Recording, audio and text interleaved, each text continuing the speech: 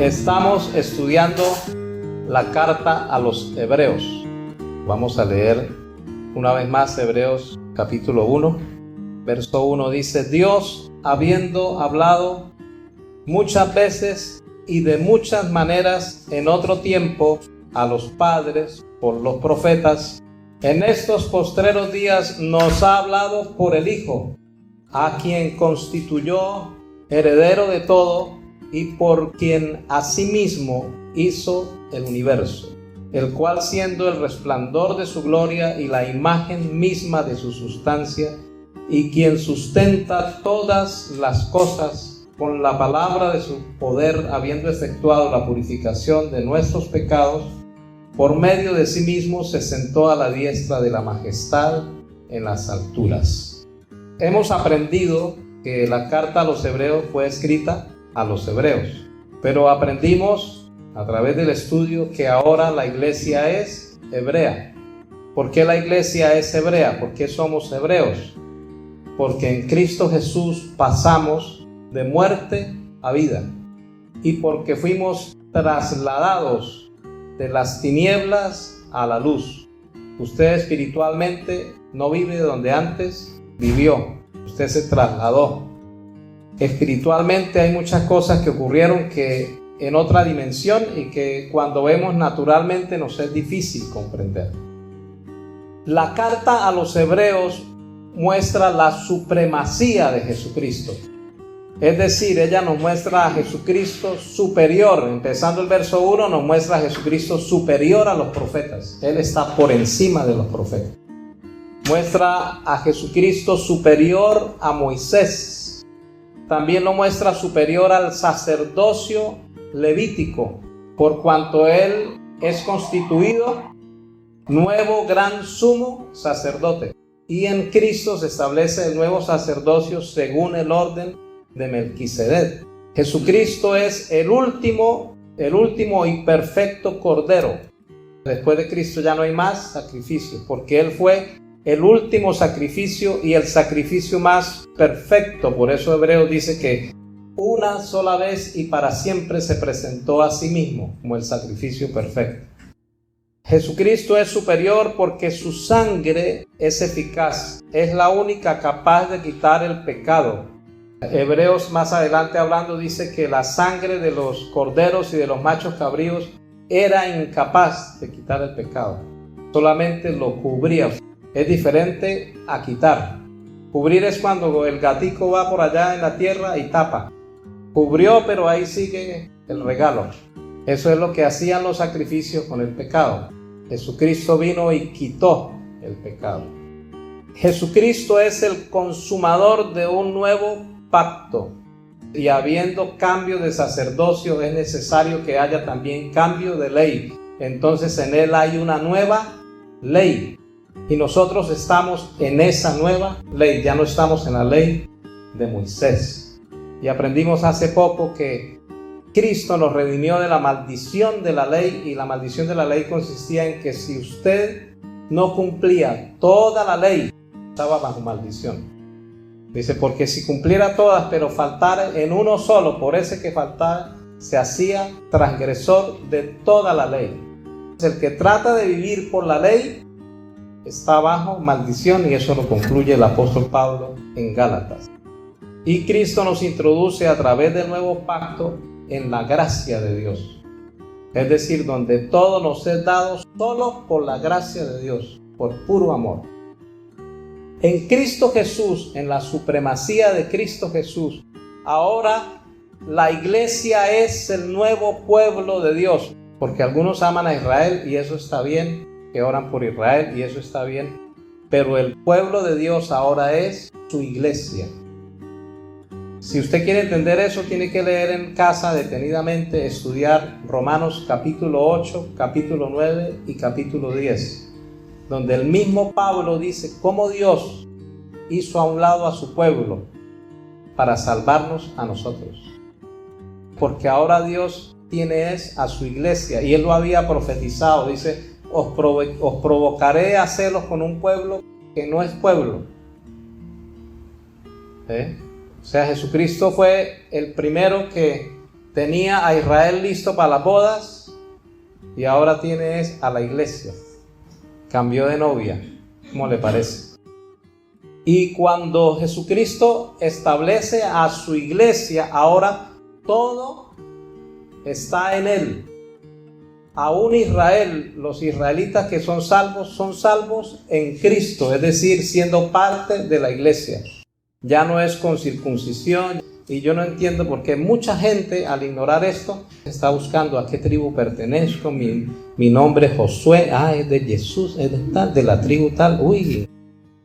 Porque no entiende y no quiere aceptar que es la iglesia ahora. Primera de Pedro, capítulo 2, versículo 9. Hablando a la iglesia, el apóstol Pedro dice: mas vosotros sois linaje escogido. Ya el linaje no es por Israel, el linaje es por Cristo. Porque en Juan 1, capítulo 1, del 11 en adelante, dice que nosotros fuimos engendrados por Dios. Y al ser engendrados por Dios, fuimos hechos hijos de Dios. Somos linaje escogido. Dice nación santa. ¿Qué es la iglesia ahora? La nación de Dios. Pueblo adquirido por Dios, pueblo comprado por Dios.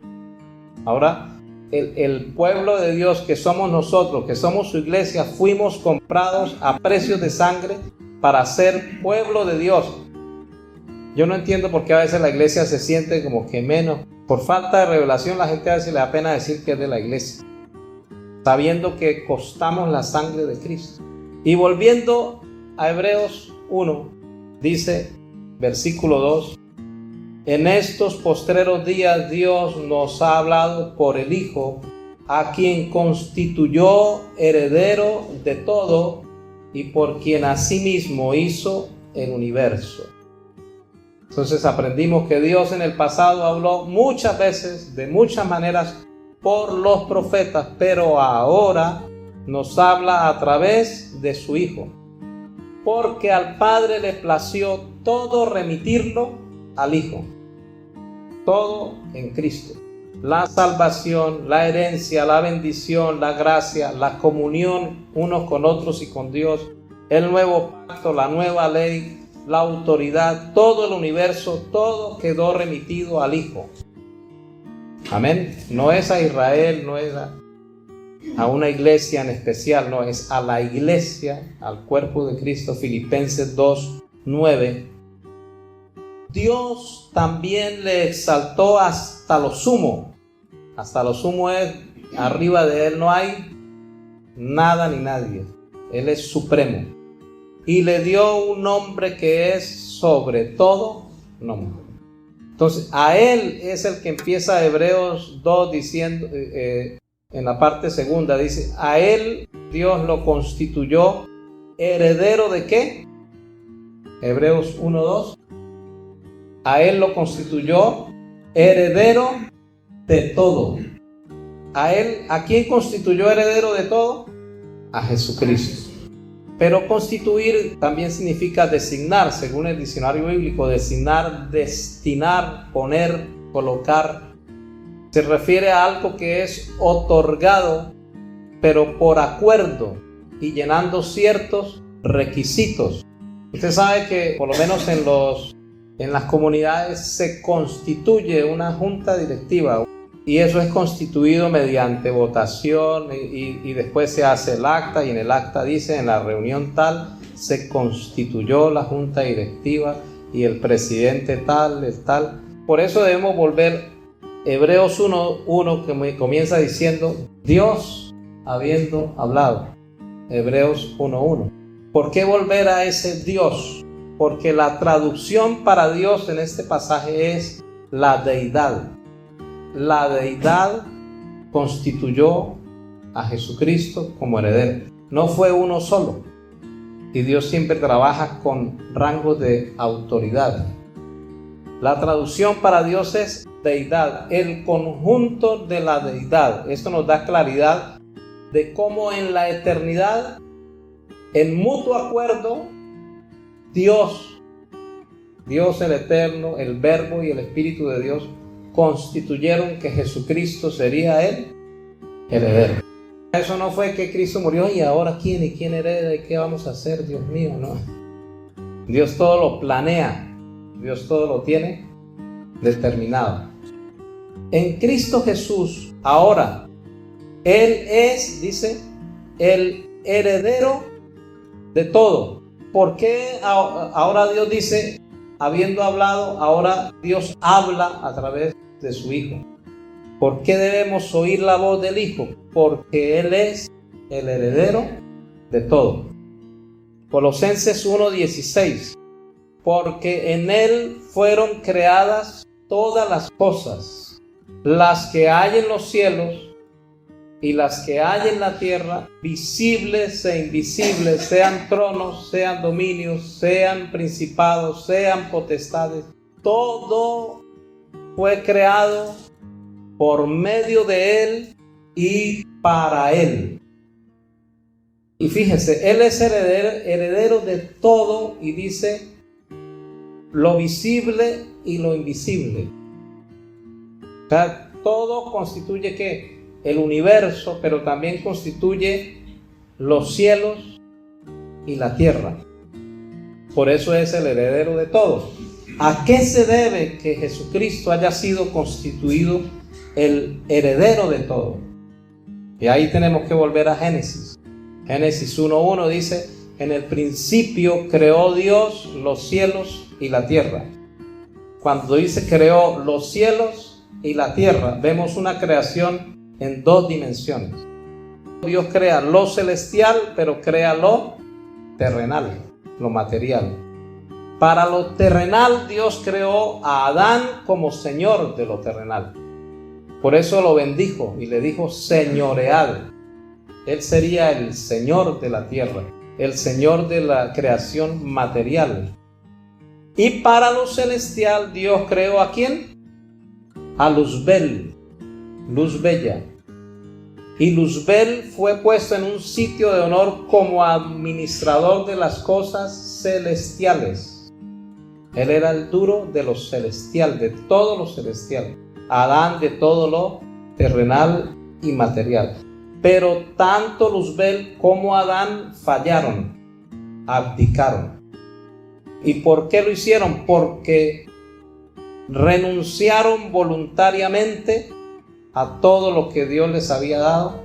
Dios los había puesto como señores, como administradores, y ellos dijeron no, gracias. Y se marchó. A Luzbel, porque fue hallado en él engaño y maldad. Él dice, en las múltiples contrataciones fue hallado en él maldad, dice Ezequiel. Y él es arrojado de los cielos. O sea, ya no me sirve como administrador. Usted ya no es aquí señor de nada. Y lo arroja de los cielos. Viene a la tierra y está Adán, el señor de la tierra. Y Adán por Satanás es engañado. Adán por Satanás es manipulado a través de su mujer Eva. Y Adán termina dejando lo que Dios le entregó. Y ahora Satanás, que no era señor de nada porque cayó de los cielos de donde era duro, se convirtió en la tierra en el Señor. Legalmente, Adán le entregó los papeles ¿a quién? A Satanás. Renuncia, pero le entrega. Por eso el Señor Jesús lo llamó a Satanás el príncipe de este mundo. Y el apóstol Pablo en 1 Corintios 4 lo llama el Dios de este siglo. Por eso Satanás, al tentar a Jesús, le dijo: todo esto te lo doy si postrado me adorares. Porque él tenía la facultad de prometérselo y dárselo, porque él en ese momento era el Señor de los reinos de la tierra. Adán así lo entregó. Cuando Adán pone todo en las manos de Satanás, ahora todo quedó perdido. Juan 1:11 dice: a lo suyo vino. ¿A qué vino? Lucas 19:10. Porque el Hijo del Hombre vino a buscar y a salvar lo que se había perdido. ¿Qué había perdido Dios? El señorío de la creación. ¿Quién lo tenía ahora? Satanás. Ahora alguien tiene que recuperar lo perdido.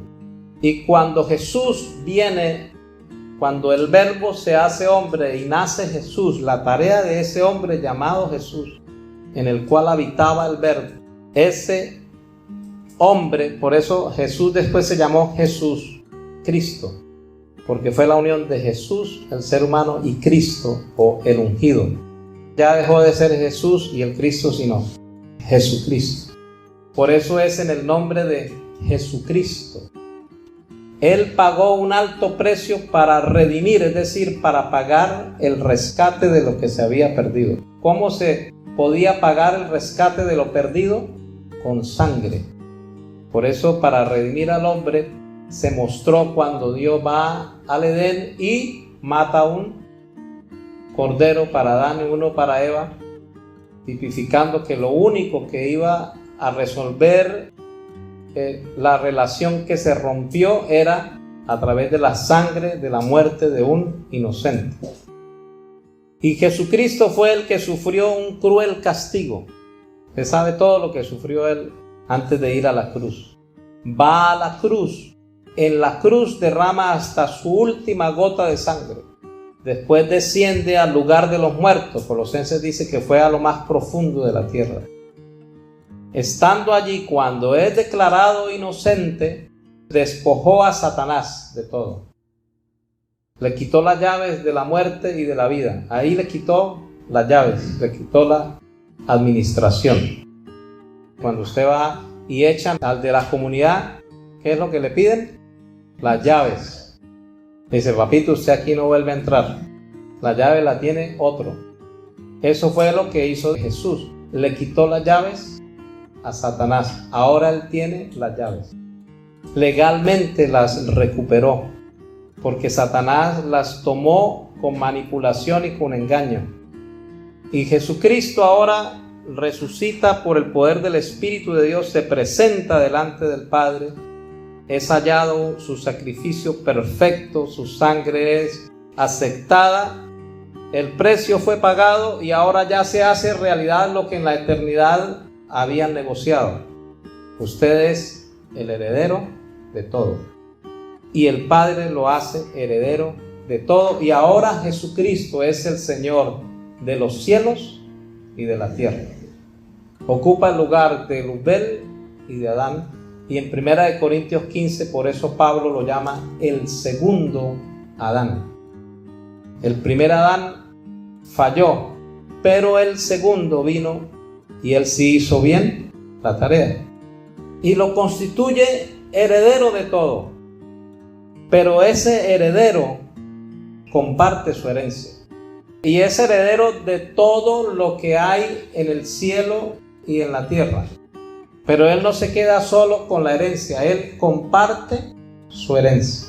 Así que por eso la iglesia, pobrecita, la iglesia no tiene nada, la iglesia, ay no, la iglesia son unos arrastrados que andan por ahí llevando del bulto y toda la vida tenemos que sufrir.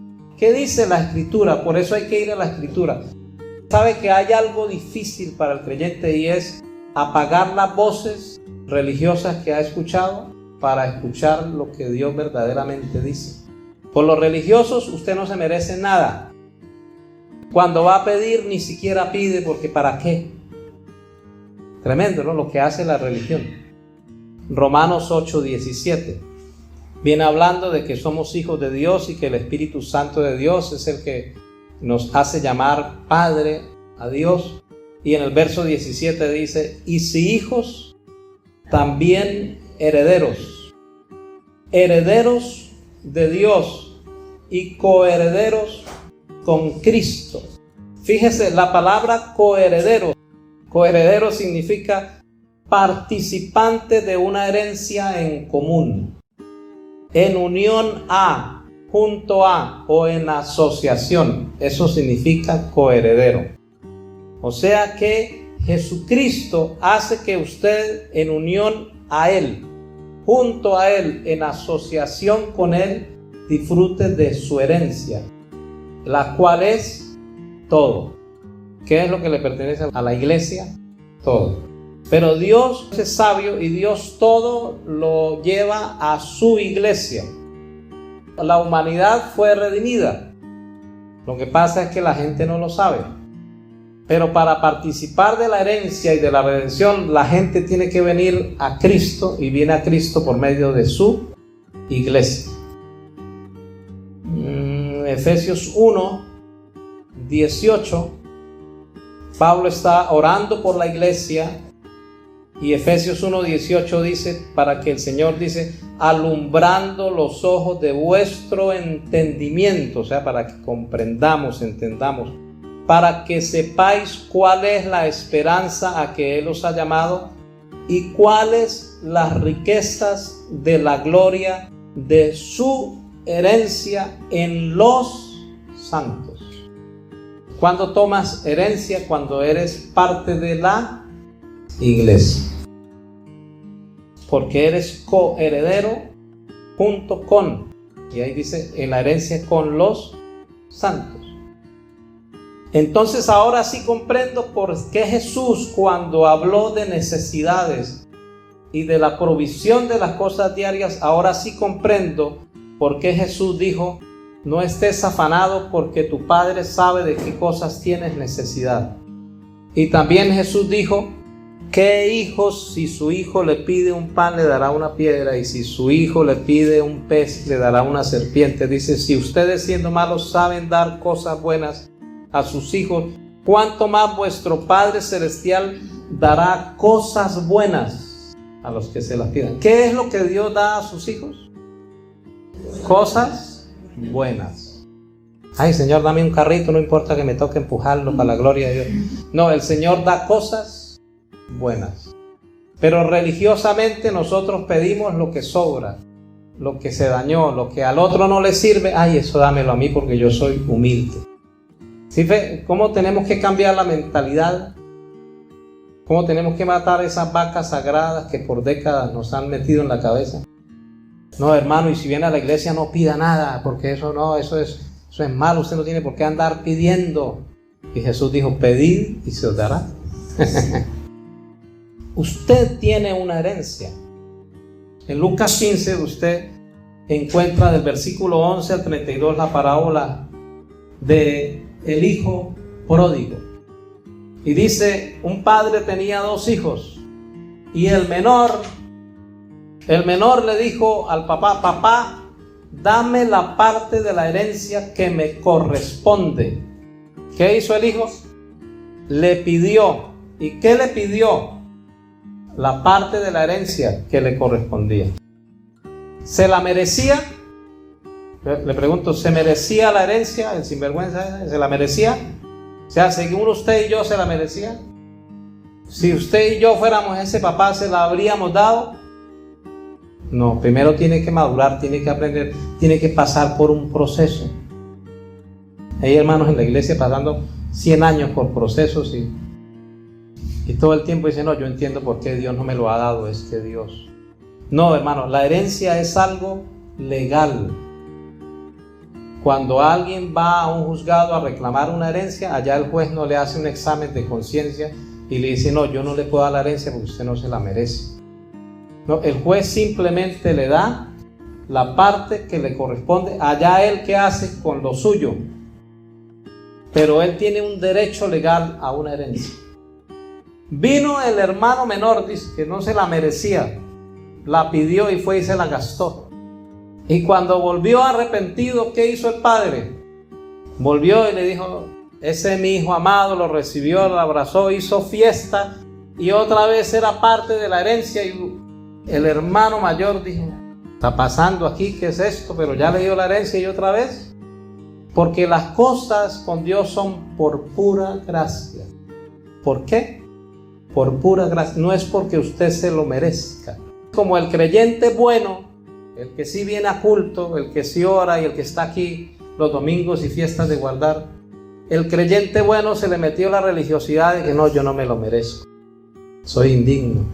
Y va a pedir, si es tu voluntad, si tú quieres, ¿sí? O mejor no me dé nada. Entonces Dios dice, bueno, pues no le doy nada porque la religiosidad nos hace que no disfrutemos lo que nos pertenece. Le echamos la culpa al diablo y la culpa a Dios. Y Dios no tiene nada que ver. Él ya nos dio su herencia. Y la herencia es algo que Cristo comparte. Jesucristo, el heredero de todo. Pedid y se os dará. ¿Qué es lo que dice Dios? No es lo que dice la gente. Porque somos herederos de todo. Y el padre le dio la herencia, él la despilfarró, pero volvió. Cuando vuelve hace fiesta y el hijo mayor dice, mire él, que se porta mal. Y yo que voy todos los domingos. Y yo que oro, yo que evangelizo. Y no tengo nada. Y el padre le dice, pero ¿por qué está usted así enojado conmigo? ¿Acaso no es usted mi hijo y todas las cosas mías son tuyas? Tienes derecho a tomar porque todo lo mío es tuyo. Pero ¿por qué no lo tomas? Porque eres religioso. Porque en tu mente siempre estás pensando que fallaste, que no puedes, que no eres digno. No es que le estoy diciendo que venga y se vaya, no, sino que entienda que hay muchas cosas que solo por ser hijos y por pura gracia ya nos fueron entregadas. Jesucristo es el heredero de todo y nosotros somos coherederos con Él de todas las cosas. Las que están en el cielo y en la tierra. Y de las que están en el cielo dice, sus ángeles están a nuestro servicio. Y por el Espíritu Santo que nos fue impartido tenemos dones, habilidades sobrenaturales. Y por Cristo haber sido hombre nos pertenecen las cosas materiales. Y Pedro dijo, todas las cosas que pertenecen a la vida y a la piedad ya nos fueron dadas mediante el conocimiento de aquel que nos amó. Este es un tiempo para que la iglesia comience a orar bien y a pensar bien de Dios. No ande pensando que Dios vino a quitar, a robar, a matar y a destruir. Eso lo hace el diablo. Jesucristo vino a darte vida y vida en abundancia. Él vino a sanarte porque por su llaga fuiste curado. Y Él vino a bendecirte porque Él dijo, todo lo que pidas en mi nombre, lo haré para que el Padre sea glorificado en el Hijo. Pedid y se os dará. ¿Por qué lo dijo Jesús? Dijo, porque yo soy el heredero de todo y usted es mi hermano coheredero conmigo. Amén. Primera de Pedro 3:8 dice, vosotros maridos igualmente vivid con ella sabiamente, dando honor a la mujer como a vaso más frágil y como a coherederas de la gracia de la vida, para que vuestras oraciones no tengan estorbo. La mujer también puede orar y pedir, y la mujer también puede tomar lo que le pertenece. Amén. Bueno, Señor, te damos gracias por tu palabra.